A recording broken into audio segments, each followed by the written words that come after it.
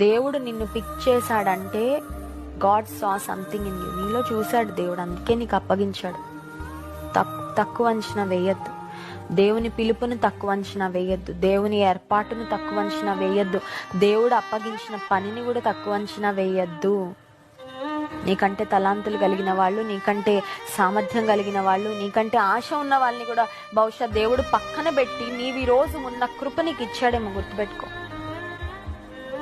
తక్కువ అంచనా వేయద్దు. ఏముందిలేండి ఆఫ్టర్ ఆల్ అనుకోవద్దు. నీకున్నది లేని వాళ్ళు ఎంతో మంది ఉన్నారు. నీ పట్ల దేవుడు చూపుతున్న కృప కొరకు ప్రాకులాడుతున్న వాళ్ళు ఎంతో మంది ఉన్నారు. నీ బ్లెస్సెడ్నెస్ నీకు అర్థం అవ్వట్లేదు.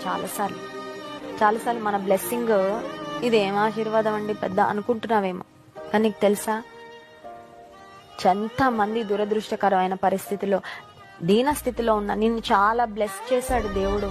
చాలా కృప ఇచ్చాడు నీకు ఈ రోజు.